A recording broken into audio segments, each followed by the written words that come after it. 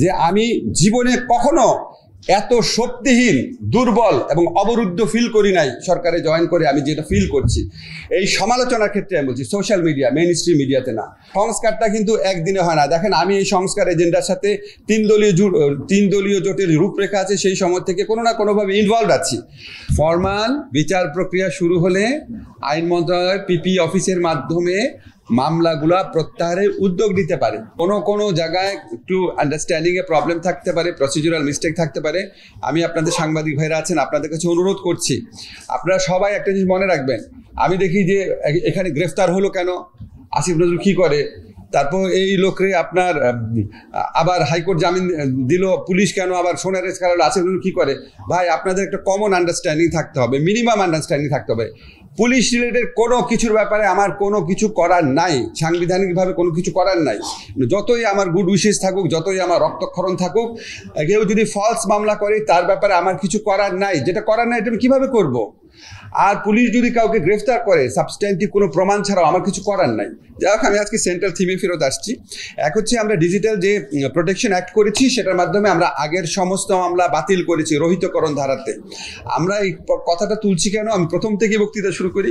একটা হচ্ছে আমরা সত্যি ফ্রিডম অফ প্রেসে বিশ্বাস করি এবং সেটা ফলো করার চেষ্টা করি। আপনারা খেয়াল করে দেখবেন, এই সরকারের মধ্যে অনেকে আছে যারা ফ্রিডম অফ প্রেসের জন্য সারা জীবন কথা বলেছে। Of course, definitely I had been one of them. এবং আমরা সাইবার প্রোটেকশন অ্যাক্টের মাধ্যমে এটা একটা প্রমাণ রেখেছি। আরেকটা কথা হচ্ছে, আপনারা নিশ্চয়ই লক্ষ্য করেছেন, গণমাধ্যমে না হোক, সোশ্যাল মিডিয়াতে আমাদের সম্পর্কে কত আজে বাজে, ভিত্তিহীন, অকল্পনীয় মিথ্যাচার করা হয়। আমরা কেউ কিন্তু একটা মামলাও করি নাই। আমাদের ইউনুস স্যার থেকে শুরু করে এই যে শফিক আছে, আমি আছি, প্রত্যেকের বিরুদ্ধে অকল্পনীয়, গাঁজাখুরি, অবিশ্বাস্য, নির্মম মিথ্যাচার দিনের পর দিন চলছে। আমরা এটা মামলা তো দূরের কথা, ফরমাল প্রতিবাদও করিনি, বাংলাদেশের মানুষের বিবেকের উপর ছেড়ে দিয়েছি, দেখা যাক ওনারা এত মিথ্যাচারে বিভ্রান্ত হন কিনা। আরেকটা জিনিস হচ্ছে, আমরা যে মিডিয়া কমিশন করা হয়েছে, সেটা উদ্দেশ্যই ছিল হচ্ছে মিডিয়ার ফ্রিডম, অ্যাকাউন্টেবিলিটি, এফিসিয়েন্সি বাড়ানো।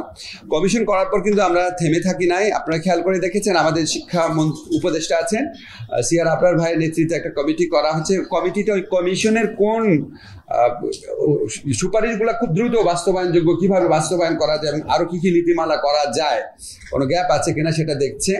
আমরা আইন মন্ত্রণালয়ের পক্ষ থেকে তথ্য মন্ত্রণালয়কে জানিয়েছি যে তাদের জন্য যে বাস্তবায়নযোগ্য যে সুপারিশগুলো আছে সংস্কার কমিশনে, তারা আমাদের হেল্প চাইলে আমরা হেল্প করবো। আশা করি তারা ওই ব্যাপারে উদ্যোগ নেবে। এখন আপনারা বলতে পারেন, নিশ্চয়ই আপনাদের সবার মনে হচ্ছে যে আচ্ছা, সাংবাদিকদের তাহলে অ্যারেস্ট করা হলো কেন, সাংবাদিকদের বিরুদ্ধে মামলা করা হলো কেন? মামলার ব্যাপারে আপনাদের বারবার বলি, মামলার ব্যাপারে আমাদের কিছু করার নাই। বাংলাদেশের মানুষ যদি ইনসেনসিটিভ হয়ে যায়, এক শ্রেণীর মানুষ যদি মামলা করার মধ্যে ব্যবসা করার প্রবণতা খুঁজে পায়, এক শ্রেণীর আইনজীবী, এক শ্রেণীর রাজনীতিবিদ যদি এর সাথে সামিল হয়, বাংলাদেশে কোনো পৃথিবীতে কোনো আইন নাই যে আপনি যা বলবেন আপনি মামলা করতে পারবেন না। পুলিশ যখন মামলা নিবে, পুলিশের দায়িত্ব আছে সেটা স্ক্রুটিনি করার, পুলিশের দায়িত্ব আছে সেক্ষেত্রে কিছুটা আপনার দায়িত্ব সেটা পরিচয় দেওয়া। কিন্তু আমাদের পুলিশের, আবার বলি, পুলিশের মরাল, আপনার অথরিটি এমন এক পর্যায়ে চলে গিয়েছিল, পুলিশের কাছে মামলা আসার পর পুলিশ মামলা নিবে না এই কথা বলার সাহস ওই পুলিশের ছিল না। বিকজ এই পুলিশ গত 15 বছর ইচ্ছা মতো মিথ্যা মামলা নিয়েছে, তাদের ওই মরাল অথরিটি ছিল না। আমরা সেটা রিভাইভ করার চেষ্টা করছি। এখন আপনি খেয়াল করে দেখেন, এই দেশে সমস্ত শ্রেণীর মানুষের বিরুদ্ধে মিথ্যা মামলা হচ্ছে। সেই তুলনায় সাংবাদিকদের বিরুদ্ধে যে মামলা হয়েছে সেটার পার্সপেক্টিভ দেখলে খুব অস্বাভাবিক না, অনাকাঙ্ক্ষিত কিন্তু অস্বাভাবিক না। এখন মামলা হয়েছে প্রায় 126 জনের বিরুদ্ধে, গ্রেফতার কিন্তু হয়েছে 5 জন। 126 জনের অন্য কেউ কিন্তু গ্রেফতার হয় নাই। আপনারা খেয়াল করে দেখবেন, আমি জানি এই গ্রেফতার নিয়ে আপনাদের অনেকের আপত্তি আছে, গ্রেফতার হওয়ার পর জামিন হয়নি কেন, এখানে করে যথেষ্ট আপত্তি আছে। আমি আপনাদেরকে শুধু একটা জিনিস বলি, ওনাদেরকে, আমার যতটুকু জানি আমি, ওনাদের বিরুদ্ধে যে মামলাটা হয়েছে এটা সাংবাদিকতা করার জন্য মামলাটা হয় নাই। ওনাদের বিরুদ্ধে ইনসাইটমেন্ট টু ক্রাইম বা আপনার এই অ্যাবেটমেন্টের জন্য মামলাটা হয়েছে। সেখানে আপনারা অবশ্যই প্রশ্ন তুলতে পারেন যে ওনারা জামিন পাওয়ার অধিকার আছে কিনা, অবশ্যই এই ব্যাপারে আপনার প্রশ্ন তোলা যায়। কিন্তু মামলার ব্যাপারে আমাদের কিছু করার নাই। মামলা করেছে সাধারণ মানুষ। 266 জনের মধ্যে 15 জন গ্রেফতার হয়েছে, আপনার নাম্বারটাও দেখেন। তারপর আমাদের স্বরাষ্ট্র মন্ত্রণালয়ের পক্ষ থেকে বারবার বলা হয়েছে যে সাবস্ট্যান্টিভ এবং সাবস্ট্যান্সিয়াল এভিডেন্স না পেলে কাউকে যেন গ্রেফতার না করা হয়। তারপর হয়েছে, অনেক ক্ষেত্রে হয়ে থাকতে পারে। আমাদের ব্যর্থতা না এটা বলার প্রশ্নই আসে না, অনেক ব্যর্থতা আছে, কিন্তু আমরা প্রতিনিয়ত চেষ্টা করছি লার্ন করার। এবং আপনারা একটা বিপ্লবোত্তর পরিস্থিতিতে সমাজে যে অস্থিরতা, অনিয়ম, এক্সপেকটেশনের মানে মাত্রাহীন এক্সপেকটেশন, মাত্রাহীন স্বাধীনতা প্রয়োগের যে আপনার প্রবণতা, সেগুলি জিনিসটা একটু বিবেচনা রাখবেন। বিবেচনা রেখে আমরা কেন কোনো ক্ষেত্রে প্রত্যাশিত সাফল্য পাচ্ছি না, সেখানে আপনারা হয়তো একটু কনসিডারেট হতে পারবেন। সংবাদপত্রের স্বাধীনতার ব্যাপারে অনেক কথা বলা হয়। আমি 1987 সন থেকে সাংবাদিকতা করেছি। আমি আপনাদের কয়েকটা কথা শুধু বলি, এখানে সাংবাদিক ইউনিয়নের নেতারা নাই, কিন্তু আমি আপনাদের একটা জিনিস সবসময় আগে বলতাম, এখনো বলি, আমরা ঢাকা ইউনিভার্সিটি শিক্ষক সমিতি এত দলাদলির পর 2 ভাগ হয় নাই, সুপ্রিম কোর্ট আইনজীবী সমিতি এত দলাদলির পর 2 ভাগ হয় নাই। শেষ মুহূর্তে শেখ হাসিনা চেষ্টা করেছিল, বোধহয় হয়ে যেত, কিন্তু হয় নাই। কিন্তু সাংবাদিকরা আপনারা তো বহু আগে, শেখ হাসিনা আসারও আগে 2 ভাগ হয়ে বসে আছেন। আপনারা প্রত্যেকটা জায়গায় 2টা করে কমিটি, প্রত্যেকের বিরুদ্ধে যুদ্ধ করেন, নিজেরাই যুদ্ধ করেন। তাহলে আপনি স্বাধীন হবে কিভাবে? যেই দেশে নিজেরা যুদ্ধ করে, সেই দেশ কোনোদিন স্বাধীন হয়? আপনারা আগে এই যে সংস্কারের কথা বলেন, আপনারা এই সংস্কারটা আগে করেন, একটা ইউনিয়ন করেন, সুষ্ঠু অবাধ নির্বাচন করে একটা প্রেস ক্লাব করেন, সবাই নিজের আগে ঐক্যবদ্ধ হন। আমরা এরশাদ বিরোধী আন্দোলনের সময় রাজপথে ছিলাম, সাংবাদিকদের সাথে ছিলাম, এই প্রেস ক্লাব থেকে মিছিলে দেখেছি সাংবাদিকতার ঐক্যের কত বড় শক্তি থাকে। সেকেন্ড সমস্যা হচ্ছে, আপনারা আমাদের দেশে কিছু এনেবলিং অ্যাক্ট আছে, যেটাতে ফ্রিডম অফ প্রেস বা প্রেসের এফিসিয়েন্সি প্রয়োগ করার স্কোপ আছে। একটা ধরেন freedom of information act. Freedom of information অ্যাক্টের মধ্যে দুর্বলতা আছে, কিন্তু আপনারা যারা সাংবাদিকরা আছেন, আপনাদের কাছে আমার বিনীত প্রশ্ন, এই আইনের মধ্যেও যেইটুকু তথ্য পাওয়ার সুযোগ ছিল, সেটা বদিউল আলম ভাই চেষ্টা করেছে, আপনারা কি করেছেন? কেন করেন নাই? আমাদের প্রেস কাউন্সিল অ্যাক্ট আছে, আপনারা কি প্রেস কাউন্সিল অ্যাক্টের মধ্যে যতই সীমাবদ্ধতা থাক, এটাকে অ্যাক্টিভেট করার চেষ্টা করেছেন আপনারা সাংবাদিকরা? আমাদের সমস্যা আছে, আমি আপনাদের কথাগুলো বলছি, আপনারা এই জিনিসগুলো করেন, সাংবাদিকদের শক্তিমত্তা, সাংবাদিকতার ইন্ডিপেন্ডেন্স আরো অনেক বৃদ্ধি পাবে। আরেকটা জিনিস হচ্ছে, আমাদের যে মানে কোড অফ কন্ডাক্ট মানার ইয়েটা, আমার জানার মধ্যে বোধহয় প্রথম আলো, ডেইলি স্টার ছাড়া বাংলাদেশে কোনো পত্রিকায় কোড অফ কন্ডাক্ট নাই। কোড অফ কন্ডাক্ট এটা তো সেলফ রেগুলেশন, এটা পৃথিবীর সমস্ত বড় বড় পত্রিকায় থাকে। কারণ কোড অফ কন্ডাক্ট যে 2টা পত্রিকা আছে, এই 2টা পত্রিকা থেকে একটা উদাহরণ দিই যেখানে কোড অফ কন্ডাক্ট আছে। ডেইলি স্টারে আপনার আজকের থেকে 13-14 বছর আগে একদম সমস্ত প্রমাণ দিয়ে দিব চাইলে, সেখানে ঢাকা ইউনিভার্সিটির একজন লেকচারার, যেহেতু আইন বিভাগের লেকচারার, একজন স্পষ্ট করে মনে আছে আমার, সে প্রচন্ড খালেদা জিয়ার নামে অনেক আজে বাজে কথা বললো, তারপর ছাত্র দল তার উপর খেপে গেল, তাকে রাখা যাবে না ইউনিভার্সিটি, তার বিরুদ্ধে মিছিল করলো। ডেইলি স্টার তাকে ন্যাশনাল হিরো বানায় দিল। ফার্স্ট পেজে প্রফেসর নাম দিয়ে আসতো, সে হলো লেকচারার, তার নাম লেখা হতো প্রফেসর, প্রত্যেক দিন প্রফেসর লেখা হতো, বিকজ খালেদা জিয়ার বিরুদ্ধে সে বাজে কথা বলেছিল, তারপর ছাত্রদল মিছিল করে তার পদত্যাগ চেয়েছিল। তারপরে যখন তাকে ঢাকা বিশ্ববিদ্যালয় শিক্ষক সমিতি ইউনানিমাসলি প্রত্যেকে একত্রিত হয়ে যখন তাকে ঢাকা ইউনিভার্সিটি থেকে বের করে দিল, এই নিউজটা ডেইলি স্টার ছাপে নাই। আমি খুবই সরি, আমি এটা বলতে হচ্ছে, সে এত উন্মত্ত মানসিকতা ছিল, সে বছর কয়েক আগে আত্মহত্যা করেছে।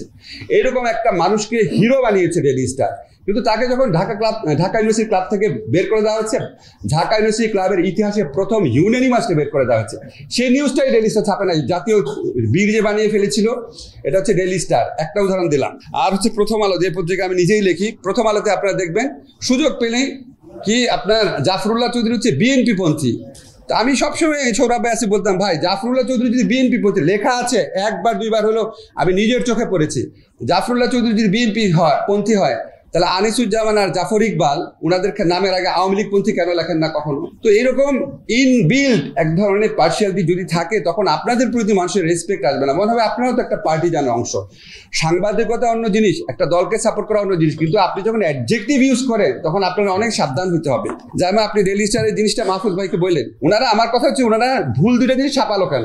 এক হচ্ছে লেকচারারকে প্রফেসর বানায় ফার্স্ট পেজে নিউজ করলো, তাকে যখন বের করে দেওয়া হয়েছে পুরো নিউজটা গায়েব করে দিল কেন? যে আপনারা নিজের থেকে যখন বলেন না যে সরকার সংস্কার করুক, আপনারা নিজের থেকে সবাই মিলে একত্রিত হয়ে যে অল্টারনেটিভ প্রপোজালগুলো দেন, এই প্রপোজালগুলো সরকারি যে কোনো উদ্যোগের চেয়ে ভালো হওয়ার সম্ভাবনা থাকে। আমাদের এই ইন্টারিম গভর্নমেন্টের অনেক দুর্বলতা আছে, কিন্তু আমরা সত্যি সেবকের মতো, বাংলাদেশের সংবিধানে আছে সরকারে যারা থাকে তারা জনগণের সেবকের মতোই কাজ করার চেষ্টা করি। আমার কাছে বিশ্বাস করবেন, আমার কাছে বহু অন্যায় তদবির আছে, যেই মুহূর্তে তদবিরগুলা মানি না, দেখা যায় যার অন্যায় তদবির আমি রাখি নাই, কিছুদিন পর সে আমাকে ভারতের দালাল, তারপরে বলা শুরু করে দেয় 40-50 বছর আগে আমার সাথে কার কোন সম্পর্ক ছিল সেটা নিয়ে বিভিন্ন প্রোগ্রাম বানানো শুরু করে দেয়। যা ইচ্ছা বলে ওই যে ঝিনুক নীরবে সহ সহ্য করে যায়, কিচ্ছু করি না, কিচ্ছু বলে না, মামলা তো দূরের কথা, কোনো উত্তরও দেই না যে ঠিক আছে দায়িত্ব আছে এখন থাক। তো আমাদের কাছে মনে হয়, আমার পার্সোনাল ফিলিংস হচ্ছে যে আমি জীবনে কখনো এত শক্তিহীন, দুর্বল এবং অবরুদ্ধ ফিল করি নাই সরকারে জয়েন করে আমি যেটা ফিল করছি।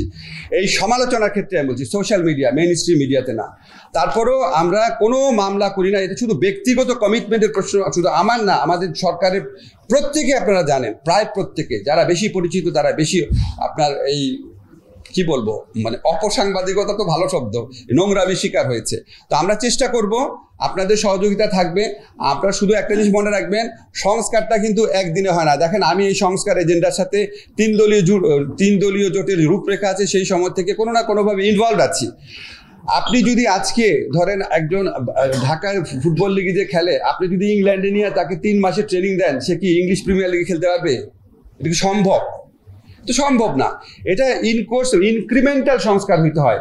তো আপনারা যখন সংস্কার প্রস্তাব দেবেন, আমি এটা দেখেছি, এটা আমিও যখন আপনার সরকারের বাইরে ছিলাম, আমার মনে হতো অনেক কিছু একবারে চাই। আপনি যদি ইনক্রিমেন্টাল একটা প্রপোজাল দেন, প্রথম 3 বছর এটা করেন, 5 বছর এটা করেন, 10 বছর এটা করেন, আপনাদের পক্ষ থেকে যদি এই দাবিগুলো আসে, প্রস্তাবগুলো আসে, আমাদের সবার জন্য একসাথে কাজ করা খুব সুবিধাজনক হয়। ধন্যবাদ সবাইকে। কোনো মানে এক্সেস করে থাকলে ক্ষমা করবেন।